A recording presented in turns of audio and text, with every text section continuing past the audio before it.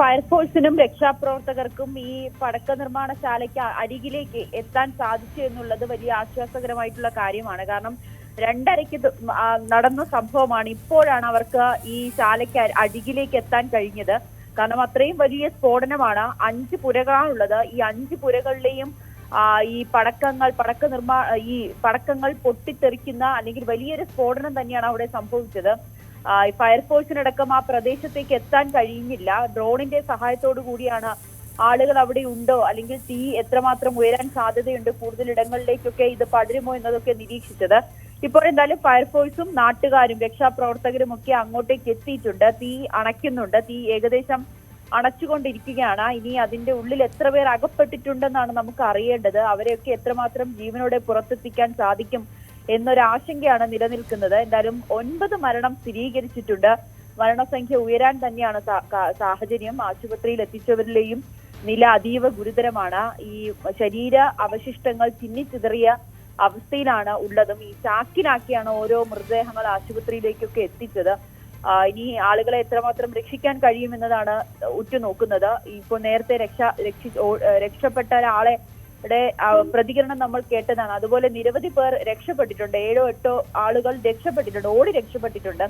അവർക്കൊക്കെ നിസ്സാര പരിക്കുകളേ ഉള്ളൂ. പക്ഷേ ഗുരുതരമായി പരിക്കേറ്റവരുണ്ട്. പൊള്ളലേറ്റവരിൽ 90% പൊള്ളലേറ്റവരുണ്ടെന്നാണ് അറിയാൻ സാധിക്കുന്നത്. ഇനി നമ്മൾ ഉറ്റുനോക്കുന്നത് അല്ലെങ്കിൽ ഇനി നമുക്ക് അറിയേണ്ടത് അതിന്റെ ഉള്ളിൽ എത്ര പേർ അകപ്പെട്ടിട്ടുണ്ട്, അവരെ എത്രയും വേഗം രക്ഷിക്കാൻ കഴിയുമോ എന്നതാണ്. അതിനുവേണ്ടി ഫയർഫോഴ്സും പോലീസും നാട്ടുകാരും ഒക്കെ പരിശ്രമിക്കുകയാണ്. അവരെല്ലാം ഒന്നിച്ചു നിന്ന് പരിശ്രമിക്കുകയാണ് ആളുകളെ പുറത്തെത്തിക്കാൻ. മലയാളികളാണ്, 40 പേരും മലയാളികളാണ്.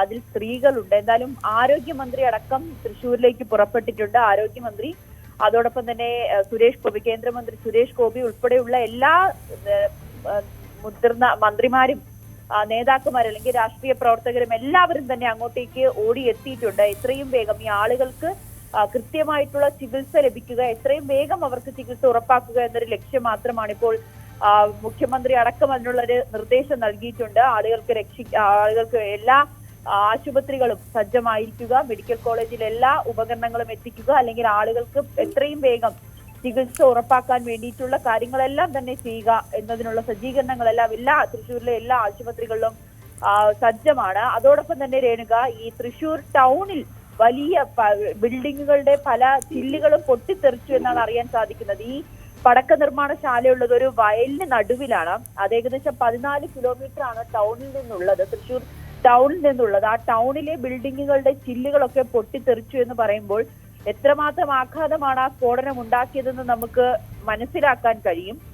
ഏറ്റവും ഈ മെഡിക്കൽ കോളേജ് ഈ പടക്ക നിർമ്മാണശാലയ്ക്ക് അടുത്താണ് എന്നുള്ളത് കൊണ്ട് തന്നെ ആളുകളെ വേഗം ആശുപത്രിയിൽ എത്തിക്കാൻ കഴിഞ്ഞു എന്നുള്ളത് ആശ്വസിക്കാവുന്ന ഒരു കാര്യം കൂടിയാണ്. എങ്കിൽ പോലും മരണസംഖ്യ ഉയരുമെന്നാണ് പറയുന്നത്. ഈ ആശുപത്രിയിൽ ഉള്ളവരിൽ ഭൂരിഭാഗം പേരും നില അതീവ ഗുരുതരമാണ്. 90%-ലധികം പൊള്ളലേറ്റവരുണ്ട്. പലരുടെയും ശരീരഭാഗങ്ങൾ ഈ അപകടം നടന്ന സ്ഥലത്ത് ഇപ്പോഴുമുണ്ട്. അതുകൊണ്ട് തന്നെ കൃത്യമായിട്ടുള്ള ഒരു കണക്കെടുക്കാനേ സാധിക്കുന്നില്ല.